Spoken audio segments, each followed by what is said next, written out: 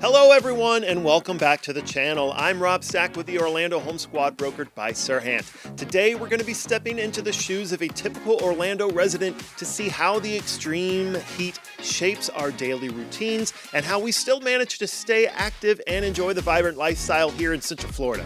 Now don't forget to subscribe and hit that bell icon so you don't miss out on all things Orlando real estate and Orlando homes. Now, Orlando is known for its sunshine, and yes, its challenging extreme heat, especially during the brutal summer months. The intense rays from the sun mixed with the lack of ocean breeze due to our centralized location can make Central Florida quite challenging to live comfortably. However, the days are long, which still provides plenty of opportunity for you to live the Florida lifestyle while avoiding the extreme temperatures. Now, let's dive into how locals and families adapt to the heat here while keeping up with their active lifestyles. Now, if you plan on visiting the parks, I'll try to give you my best recommendations to help you stay cool. Let's get started with the morning routine. In Orlando, the day often starts early to beat the heat. Many residents start their activities at dawn, whether it's jogging around Lake Eola or taking a brisk walk along the trails of Moss Park. The cooler morning air makes it the perfect time for outdoor exercise or even walking the dog before the pavement gets too hot. State parks often open up at 8 a.m. so you can easily visit a local spring for a quick dip and a paddleboard ride before the devil reveals himself.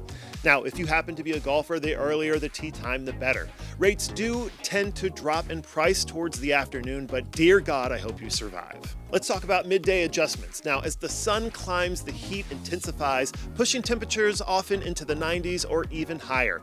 By midday, you won't find many people outside at all.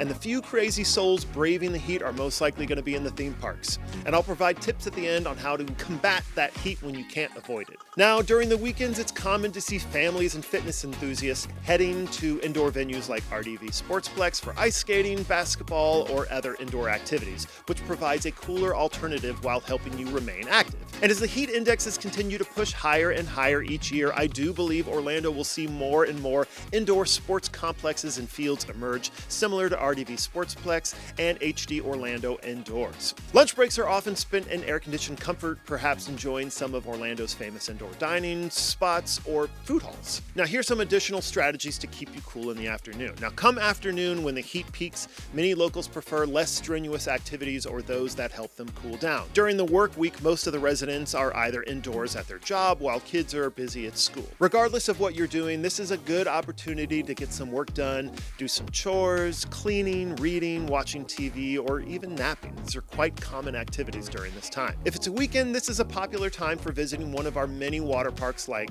Aquatica or Volcano Bay, where staying active also means staying cool in the water. Homeowners with pools or access to pools really thrive in the summer months, as this is typically the only enjoyable outdoor activity you can do. Many larger residential communities, downtowns, and local parks have also dedicated splash pads to help keep the kids entertained and cool. However, those who prefer shopping or entertainment might visit the Florida or Millennium Mall, taking advantage of the air conditioning while getting their steps in.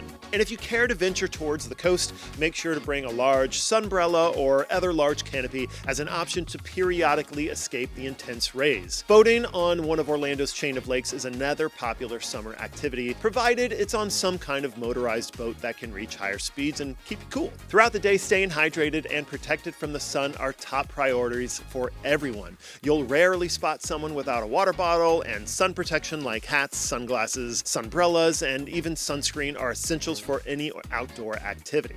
Another pro tip here is to try and keep your car covered or in some kind of garage. The temps inside cars can easily reach over 130 degrees. And if you happen to have to keep your car outside, it might not be a bad idea to add some kind of remote start function to it just to keep it cool before you get in.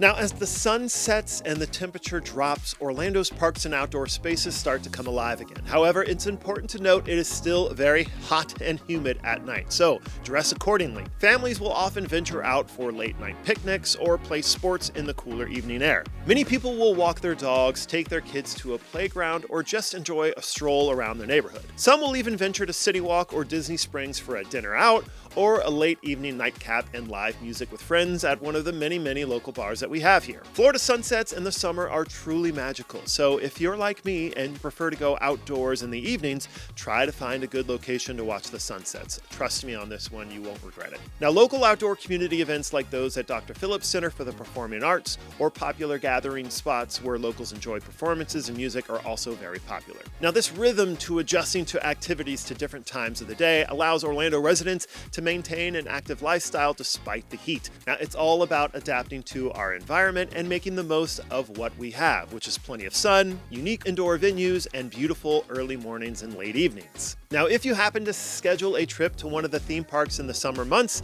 the standard cooling practices must be implemented. Drink lots and lots of water, plan rides, meals, and shows accordingly so you're not always in the sun. Make sure to wear sunscreen, hats, sunglasses, and know where the misting zones are. And also find times to enter stores so you can have frequent periods of cooling off. Bring cooling packs and special cooling towels to keep draped around your neck throughout the day. Now, if you're looking for the best theme park that provides the most amount of shade, I would highly recommend you visit Animal Kingdom. They have to keep those animals cool, and so a large portion of their park is already heavily shaded. That is a snapshot of a day in the life of an Orlando resident during our hottest months. Now, if you live here or are planning a visit, remember these tips to make sure that your days stay enjoyable and safe. And if you found this peek into local life helpful, please like this video, share your own experience of how you keep cool in the comments below, and please subscribe for more insights into our wonderful city. And as always, we are a dedicated team of realtors here in Orlando. And if you are moving to the area or within the area, we would love to be your real estate team of choice. I'm Rob Stack. Thanks so much for watching. I'll see you on the next video. Stay cool, everyone.